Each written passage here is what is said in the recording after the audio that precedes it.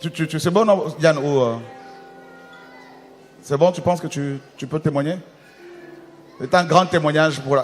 Hier, ça m'a bousculé. This is a great testimony. I was really moved by Oui. her testimony. Écoutez bien ce témoignage. Listen carefully. Vlad.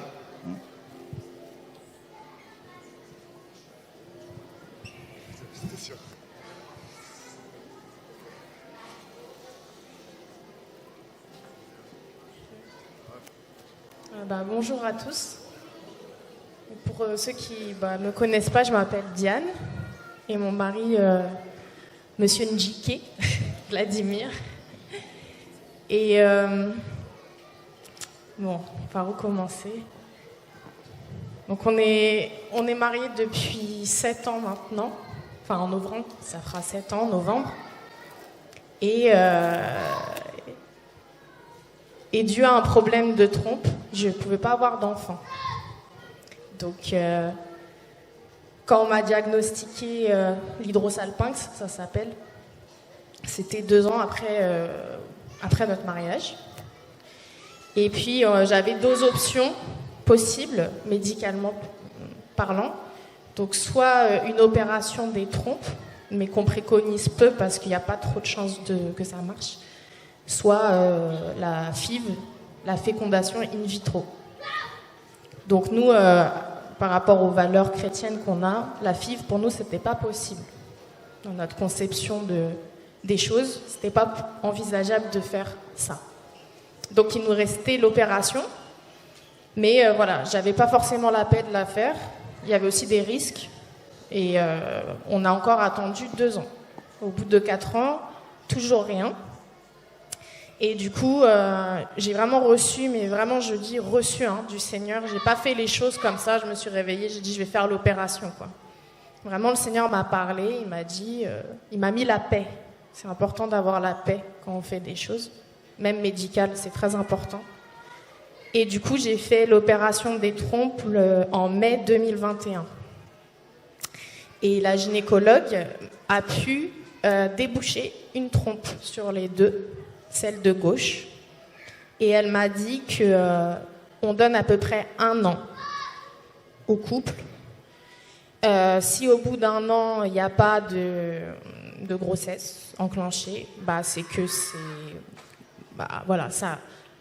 Certes, elle l'a débouché, mais en fait, ça n'est pas fonctionnel pour autant. C'est-à-dire que la trompe ne fonctionne pas correctement et soit elle peut être rebouchée par la suite d'ailleurs, soit les cils qui sont dans la trompe qui créent le mouvement pour que l'ovocyte aille se loger au bon endroit dans l'utérus ne sont pas fonctionnels.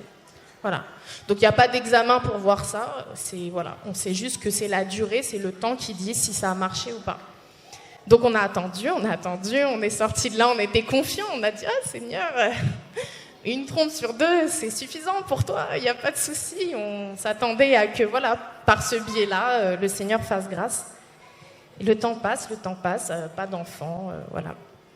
Et donc, 18 mois plus tard, on revoit la gynécologue qui nous dit « Écoutez, moi, j'ai fait tout ce que j'ai pu. Donc, la seule solution pour vous, c'est la fécondation in vitro. » Et donc, nous, on n'allait pas plus loin, forcément. Et ce qui s'est passé, c'est que il y a 3 semaines, donc au programme qui s'est déroulé ici, dimanche, le Seigneur m'a visité d'une façon, je n'ai pas les mots pour expliquer cette visitation. En fait, quand le programme s'est terminé, j'étais juste là, l'apôtre est parti, et le Seigneur a saisi mes entrailles. J'avais très mal au ventre, comme des contractions. Je me suis assise, j'ai plusieurs sœurs qui sont venues me voir pour voir comment j'allais, pour rester à mes côtés en fait. Jusqu'au moment où maman Estelle est venue directement voir ce qui se passait. Et en voyant mon état, elle est directement allée partir voir l'apôtre parce que ça n'allait pas. J'étais pas dans mon état normal en fait. Et juste après que l'apôtre soit arrivé, il a reçu cette prophétie qui a dit que le Seigneur a vu votre fidélité. C'est le temps de l'enfantement.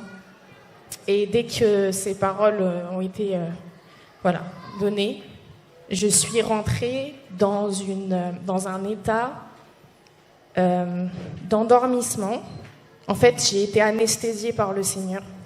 C'est-à-dire que je suis tombée dans les bras de mon mari, mais je ne pouvais plus rien faire du tout. J'entendais ce qui se passait autour de moi, j'étais consciente d'où j'étais, mais j'étais dans l'incapacité de bouger mes membres, de parler. Voilà. Le Seigneur a saisi les entrailles de Diane.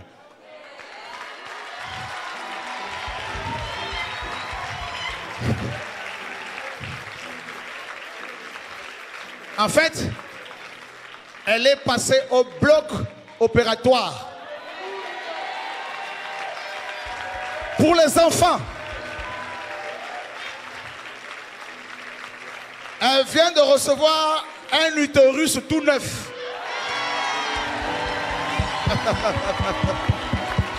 Acclame le Seigneur. Ouf.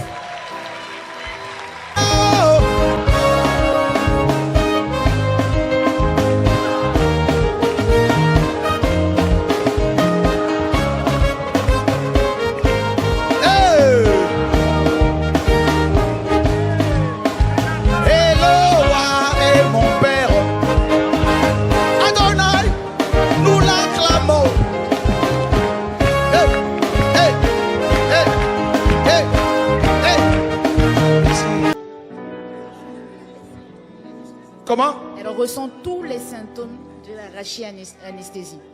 Même chose, tous les symptômes. Vous qui êtes infirmière, donc elle ressent tous les symptômes de l'anesthésie. Tout ça, donc c'est impressionnant. Ben oui, parce que, vous savez, ça fait des années de mariage. Toutes ces femmes qui attendent des enfants. Ben le Seigneur, c'est le réveil. Il est descendu et il a réellement opéré. Voilà, Diane. Voilà. Quelle opération. Elle monte. Regardez-moi ça. Regardez-moi le réveil. Nos sœurs mariées depuis des années qui reçoivent des matrices. Le Créateur est vivant, hein? Oui. Je sais pas pourquoi.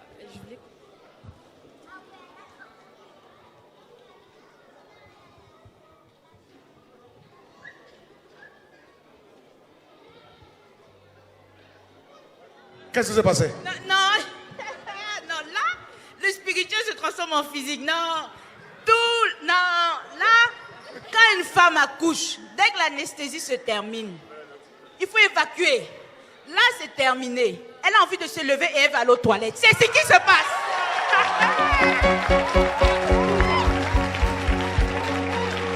Julie, la chanson là. Julie est où? La chanson là.